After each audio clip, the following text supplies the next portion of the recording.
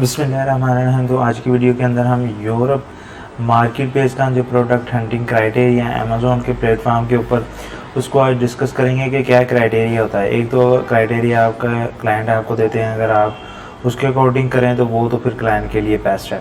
उसके अलावा आप अपना यूज़ कर सकते हैं, अगर आपका अपना भी नहीं है तो फिर आप हमारा ये क्राइटेरिया यूज़ कर सकते हैं। इसमें कुछ ऐसे पॉइंट्स हैं जिसको हम डिस्कस करेंगे और इन पॉइंट्स का ज़रिए हम अपने जो रिस्क लेवल है उसको बहुत ज़्यादा हमने मिनिमम किया है। तो इसमें फिर पहले पॉइंट के अंदर हम डिस्कस करेंगे जो कि इन पॉइंट्स को समझने के बाद हम फिर टूल्स के ज़रिए प्रोडक्ट हंटिंग कहते हैं, प्रोडक्ट रिसर्च करेंगे कि किस तरह हम वो सारी चीज़ों का एनालिसिस करते हैं।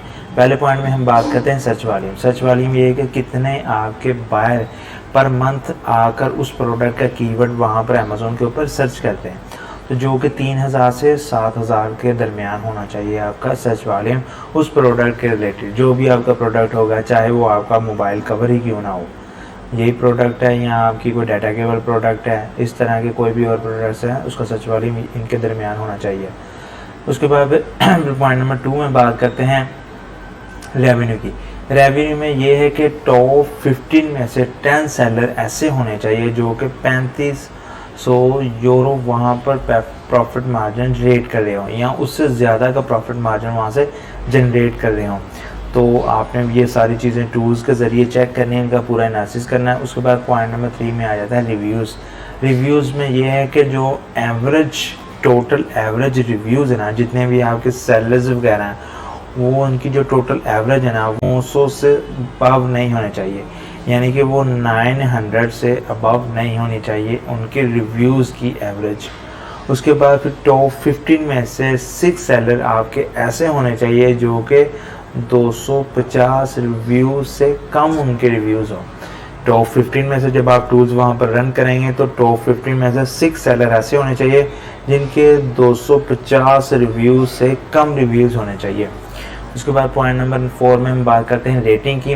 रेटिंग आपकी 4.3 स्टार होनी चाहिए। अगर आप इससे कम 4.2 है तो बाकी चीज़ें, अगर बाकी पॉइंट्स वगैरह आपके लिए गुड है, बेस्ट हैं, तो फिर आप उनके में जा सकते हैं, मगर हमारे क्राइटेरिया के मुताबिक वो 4.3 होने चाहिए, क्योंकि इसमें जो रिस्क है ना वो बहुत ज़्यादा मिनिमम हमने किया है। उसके बाद पॉइंट नंबर 5 में बात करते हैं एवरेज प्राइस। एवरेज प्राइस में ये है कि जो भी प्रोडक्ट आपने फाइंड आउट करना है वो 20 से 40 यूरो के दरमियान में होना चाहिए। ये वो प्राइस है जिसके ज़रिए वो दूसरे और जितने भी एक्सपेंसेस वगैरह ना वो प्रोडक्ट आपका फेस कर सके। तो आपने इस प्रोडक्ट रेंज के अंदर अपने प्रोडक्ट को फाइंड आउट करना है। उसके बाद पॉइंट नंबर 6 में आ जाता है कम्पिटिटिव प्रोडक्ट्स। कम्पिटिटिव प्रोडक्ट्स जब आप अमेज़ोन की साइट को रन करेंगे तो ऊपर लेफ़्ट साइड में आपको ये देखने को मिलेंगे जो कि आपके 800 से अबव नहीं होने चाहिए। उसके बाद पॉइंट नंबर 7 में बात करते हैं टारगेटेड प्राइस। टारगेटेड प्राइस से मुराद ये है कि जो भी आपकी प्राइस होगी सेलिंग की, फॉर एग्जांपल आपकी सेलिंग प्राइस है 10 या 20 है, 30 है, जितनी भी आपकी सेलिंग प्राइस होगी तो उसको आप डिवाइड बाय 5 करेंगे। 5 करने के बाद जो प्राइस आपके सामने आएगी वो आपकी सोर्सिंग प्राइस होनी चाहिए।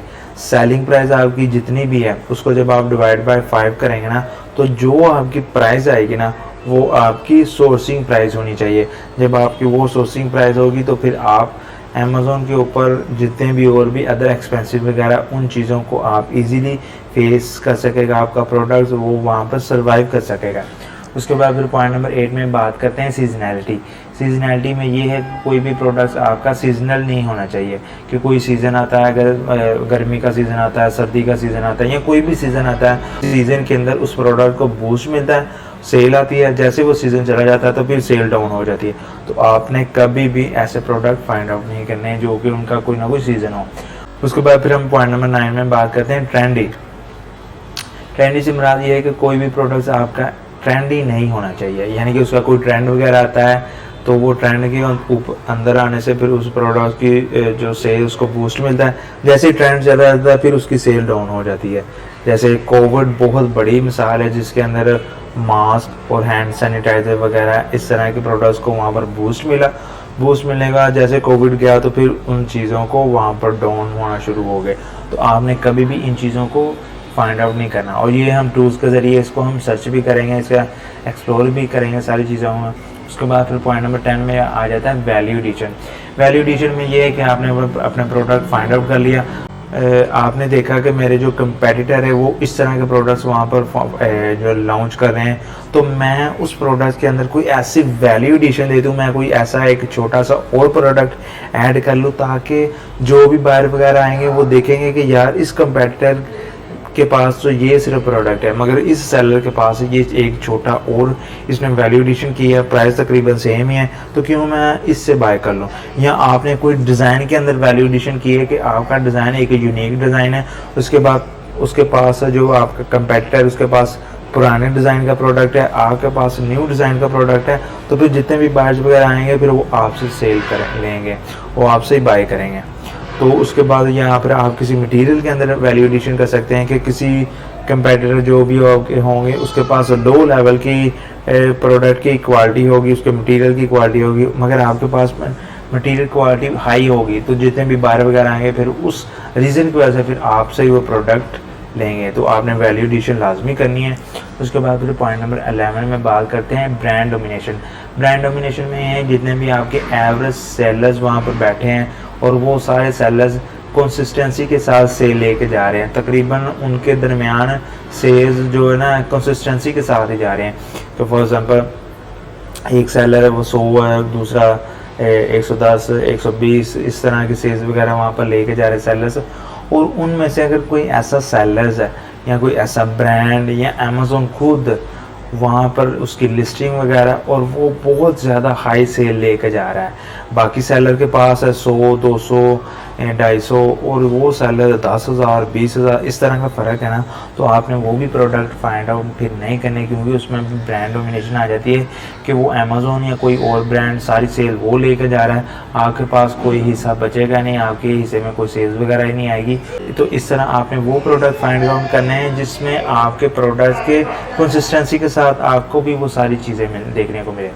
तो इस तरह फिर पॉइंट नंबर 12 में बात करते हैं प्रोडक्ट वेट। प्रोडक्ट वेट में ये है कि आपने वो प्रोडक्ट फाइंड आउट करना है जिसका वेट 200 ग्राम से लेकर 2 kg के दरमियान होना चाहिए। अगर तो आप देख रहे हैं कि बाकी उतने 11 पॉइंट सारे ठीक है, प्रॉफिट मार्जिन में चेक कर रहा हूँ वो भी ठीक है, मगर मेरा प्रोडक्ट का वेट है ना वो 3 kg है, बाकी चीज़ें सारी ठीक है, प्रॉफिट मार्जिन भी मेरा ठीक है, तो 3 kg मेरा वेट है, तो फिर आप जा सकते हैं, गुड टू गो कर सकते हैं। अगर तो वो नहीं है तो फिर आप उस प्रोडक्ट के साथ ना जाएं, क्योंकि उसमें फिर आपकी जो शिपिंग फ़ीस है वो आपकी बढ़ जाती है, आपकी फ्रेट की फ़ीस जो वो बढ़ जाती है, आपके जो प्रोडक्ट्स का प्रॉफिट मार्जिन है ना उसके ऊपर वो फिर असरअंदाज होता है, वो फिर डिस्टर्ब होता है। तो ये सारे पॉइंट्स हैं जिसके ज़रिए आप अपने प्रोडक्ट को फाइंड आउट कर सकते हैं यूरोप कंट्री के अंदर। तो उसमें ये है कि ये पॉइंट्स के ज़रिए फिर जो रिस्क लेवल है ना बहुत मिनिमम हो जाता है। तो इस तरह आप प्रोडक्ट फाइंड आउट कर सकते हैं। किस तरह हम करेंगे टूल्स के ज़रिए, कौन कौन से टूल्स वगैरह चाहिए होते हैं वो हम आने वाली वीडियो के अंदर हम डिस्कस करेंगे। और आज की वीडियो यहाँ तक ही, मिलते हैं फिर नेक्स्ट वीडियो में, तब तक के लिए अल्लाह हाफिज़।